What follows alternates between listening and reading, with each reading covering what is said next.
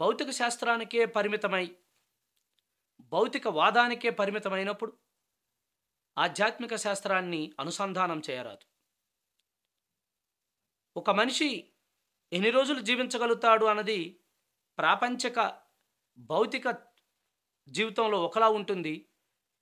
అనంతంగా జీవించవచ్చు అన్నది ఆధ్యాత్మిక జీవితంలో తొలిమెట్టు అవుతుంది. అయితే ఏం చేయడానికి? ఇంకా ముందుకు వెళ్తే మహా అవతార్ అసలు ఎందుకు కావాల్సి వచ్చింది అన్నది మనం ఒక్కసారి పరిశీలిస్తే, యావత్ ఆధ్యాత్మిక చరిత్ర అంతా మనం ఇప్పుడున్న పరిస్థితుల్లో గమనించినప్పుడు 2 విభాగాలుగా మనకు కనిపిస్తుంది. ప్రధానమైనటువంటి విభాగాలు. 1 కౌల, 2 అకౌల. కౌల అన్న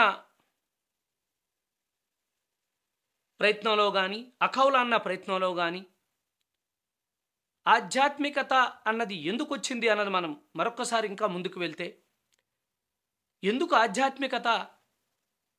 ఆధ్యాత్మికత అంటే ఏమిటో తర్వాత తెలుసుకుందాం. అసలు ఎందుకు ఆధ్యాత్మికత? ఎవరు దీని అవసరాన్ని గుర్తించారు? ఎవరు దీన్ని అర్థిస్తున్నారు? ఎవరు దీన్ని అందించాలని ప్రయత్నం చేస్తున్నారు? ఎందుకు అందించాలని ప్రయత్నం చేస్తున్నారు? ఎప్పటి నుంచి జరిగింది ఈ ప్రయత్నము అని చూస్తే, ఈ భూమి మీద సుమారు మన కాలమానం ప్రకారము 50,000 సంవత్సరాల నాటి నుంచి ఈ గొప్ప ప్రయత్నం జరిగింది. ఎందుకు ఈ ప్రయత్నం జరిగింది? ఎవరు చూశారు ఈ దూరదృష్టితో? అంటే మనిషి అన్న ఒక గొప్ప ఈ వ్యక్తికి అన్నీ ఉన్న ఆనందం అన్నది ఇచ్చేది కాదు, ఎవరికి వాళ్ళు పొందవలసింది. అది తప్ప మనిషి అన్నీ పొందుతాడు, అంతే స్థాయిలో దుఃఖంలో మునుగుతుంటాడు అని 50,000 నాటి సంవత్సరం క్రితం ఉన్న ఋషులే దీన్ని గమనించడం జరిగింది. ఇంత గొప్ప సుసంపన్నమైన విజ్ఞానంతో, జ్ఞానంతో, నాగరికతతో జీవించవలసినటువంటి మానవుడు ప్రతి ఒక్కరూ తమ తమ స్థాయిలో చెప్పలేనంత దుఃఖంతో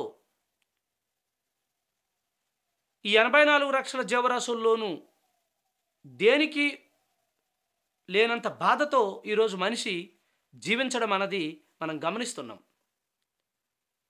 ఎంతో శాస్త్రీయమైనటువంటి విజ్ఞానం, మరెంతో ఆధునీకరణమైనటువంటి ప్రపంచం, మరెన్నో ఆశలు నిత్యం ప్రతినిత్యం మానవుడు ఈ గ్రహం నుంచి అనేక గ్రహాలకు ప్రయాణం చేస్తూ తన విజ్ఞానాన్ని వికసించుకుంటూ వెళ్తున్న ఈ పరిస్థితుల్లో కూడా మనిషికి ఏడుపు, దుఃఖము అన్నది సహజమైపోయింది. ఈ మానవాళికి ఏదైతే ఉండకూడదని,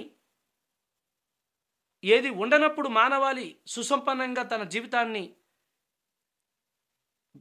మరి పండించుకోగలదో ఆ ఒక్కటి ఎవరికీ అందట్లేదు. ఆ లోపము మానవాళికి ఆధ్యాత్మిక శాస్త్రము అన్న ఆ గొప్ప శాస్త్రం పరిచయంతోనే, ఆ గొప్ప శాస్త్రం సాధనతోనే ఆ లోటుని పూడ్చుకోగలరు అన్నది ఆనాడే మరి గమనించారు. దాన్ని అందించడానికి ఏర్పడినటువంటి మొట్టమొదటి ప్రయత్నం కౌల. నాయన, నువ్వు ఇక్కడ ఆనందంగా ఉండాలన్నా, ఆరోగ్యంగా ఉండాలన్నా, శాంతిగా ఉండాలన్నా నీకంటే గొప్పవారు ఉన్నారు. వారు కంటికి కనిపించవచ్చు, కనిపించకపోవచ్చు, లేదు ఏదో రూపాల్లో, పేరుల్లో మన ముందు ఉండొచ్చు. వారి యొక్క శక్తిని తెలుసుకొని, వారి యొక్క యుక్తిని తెలుసుకొని వారితో కాసేపు కలిసి ఉండే ప్రయత్నం చెయ్యి. వారిని ప్రార్థించు, వారిని ప్రసన్నం చేసుకో, వారి జీవిత పరమార్థాన్ని తెలుసుకో, నువ్వు ఆనందంగా ఉండు అని ఒక ప్రయత్నం చేయడం జరిగింది. దాని పేరే కౌల. ముఖ్యంగా భారతదేశంలో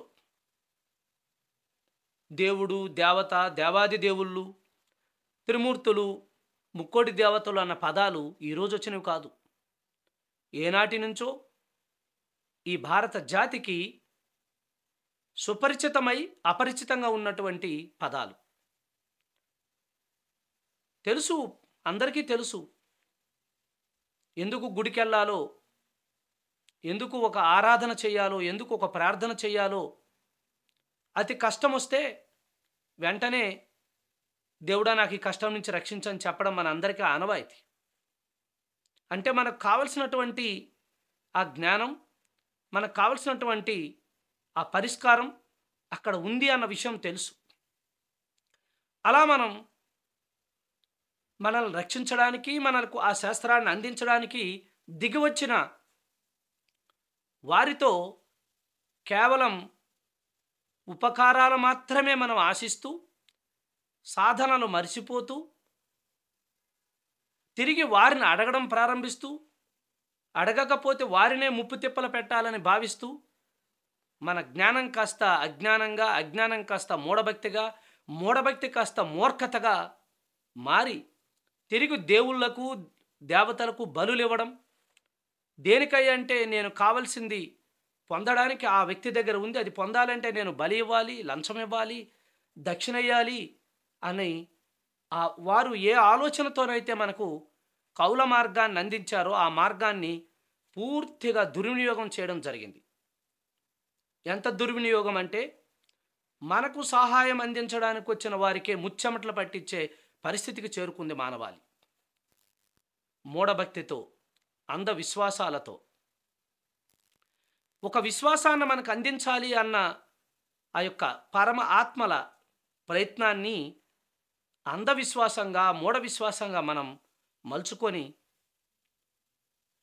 ఇక ఏమిచ్చినా, ఎంతిచ్చినా, ఎన్నిచ్చినా సరిపోనంత ఆశతో, దురాశతో వారినే ఇబ్బందులకు గురి చేసినటువంటి సంఘటనలు, కోకొల్లలు. అవే పురాణాలు. ఎవరూ పుట్టుకతో రాక్షసుడు కాదు, ఎవడూ పుట్టుకతో దేవుడు కాదు. ఆశ, దురాశై, పేరాశై, దుర్నీతి, దౌర్జన్యంతో మనం ఎప్పుడైతే మన శక్తిని విశృంఖలత్వంగా దుర్వినియోగం చేస్తామో మనం రాక్షసులుగా మారిపోతాం. ఒకానొక సురుడు అసురుడుగా మారిపోతాడు. ఒక దేవతామూర్తి దెయ్యంగా మారిపోతున్నాం. ఏదో చేయాలని వారు తపన పడి వచ్చిన ఆ కౌల సిస్టమ్ని, కౌల పరంపరని అనేక రకాల కారణాల వల్ల, అనేక రకాల అజ్ఞానాల వల్ల విడదీసి మతాలు, కులాలు, ప్రాంతాలు, వర్ణాలు, వర్గాలతో విడదీసి శక్తిని సద్వినియోగం చేసుకోపోగా దుర్వినియోగం చేసుకున్నాం. ఈ పరిస్థితుల్లో, దిక్కు తోచని పరిస్థితుల్లో మనకు కాదు దేవుళ్ళకి, కౌల పరంపరను సృష్టించినటువంటి ఆ యొక్క త్రిమూర్తులకి, ఆ యొక్క పరంపరకి ఎలా మానవుణ్ణి రక్షించుదామనొచ్చి మరింత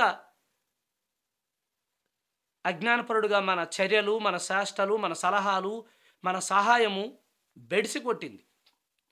ఎలా వీరిని కాపాడాలి, ఎవరు దీనికి పూనుకుంటారు, ఇక బయట వెతుకులాట ఆపాల్సినటువంటి సమయం ఆసన్నమైంది అని ఒక చర్చ జరిగినప్పుడు కుమారస్వామి, మురుగన్గా అనేక ఆ పరంపరలో ఉన్నటువంటి కుమారస్వామి, మురుగన్, సుబ్రహ్మణ్య స్వామి, వినాయకుడు, ఎంతోమంది ఆ ప్రయత్నంలో నేను దీనికి ఫుల్ స్టాప్ పెడతాను, దీనికి నేను ముగింపు పలుకుతాను అని కంకణం కట్టుకున్న ఒకానొక కౌల పరంపరలో ఉన్న ఒకానొక దేవతామూర్తి లేదు యోగి,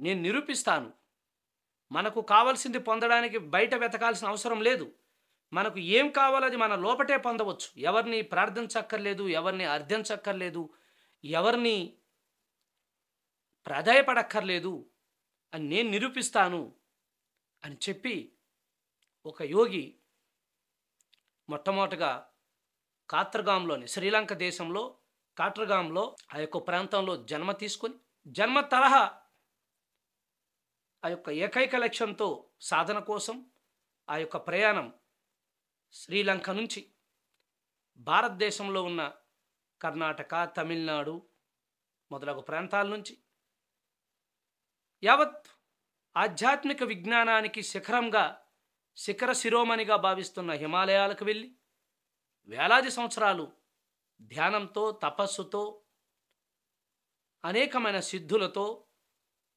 బయట వెతకాల్సినటువంటి ఆ ప్రయత్నాలన్నిటిని పూర్తిగా మార్చుకొని తనలోకి తాను ప్రయాణం చేసి తనలోని ఉన్న అంతర్గత శక్తిని, అనంతమైన శక్తిని, అద్భుతమైన ఆత్మశక్తితో అనుసంధానం చేసుకొని ఇది నిరూపించవచ్చు, ఇది ఈనాడు ప్రపంచానికి అందించాల్సినటువంటి అద్భుతమైన సూత్రమని భావించి హిమాలయాల్లో ఆనాటి నుంచి ఈనాటి వరకు కొలువై ప్రపంచానికి ప్రబోధకర్తగా, ప్రపంచానికి, ఆధ్యాత్మిక ప్రపంచానికి, అకౌల ప్రపంచానికి ఒక సూర్యుడిగా వెలుగొందుతున్న మహాత్ముడే మరి మహా అవతార్ బాబాజీ.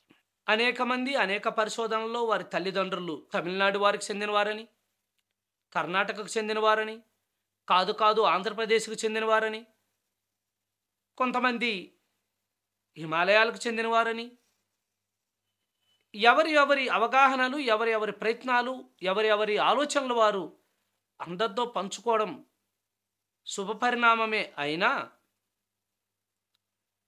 ఆధ్యాత్మిక అవతారానికి ఏ రోజైతే మనం జన్మ మరణము అన్న కర్మ క్రియ దాటుతామో ఆ రోజే అవతారము అన్నది మనకు వస్తుంది అన్న మూల సూత్రాన్ని మనం ఇక్కడ గుర్తుంచుకోవాలి. ఎవరైతే అవుతారో వాళ్ళు రెండింటిని దాటినట్లు లెక్క. జనన మరణ చక్రాన్ని ఎలా సాధ్యమవుతుందో, ఎప్పుడు సాధ్యమవుతుందో, ఎంతమందికి సాధ్యమైందో మనకు అనేక పాత్రధారులుగా మనకు కనిపిస్తూ ఉంటారు. మనకు గనక నిజమైన శ్రద్ధ, తపన, ధ్యాస, చేయాలన్నటువంటి కుతూహలము, ఉత్సాహము ఉంటే అందరికీ సాధ్యమే అని అనేక మంది నిరూపించారు. హిమాలయాల్లో మహా అవతార్ బాబాజీ పరంపరలోనే నేటికి సశరీరధారులై అవసరమైన వారికి అవసరమైన చోట్ల అవసరమైన రూపంలో కనిపిస్తున్నటువంటి మరికొంతమంది యోగులను కూడా మనం ఈ సందర్భంగా ఒక్కసారి గుర్తుంచుకుందాం.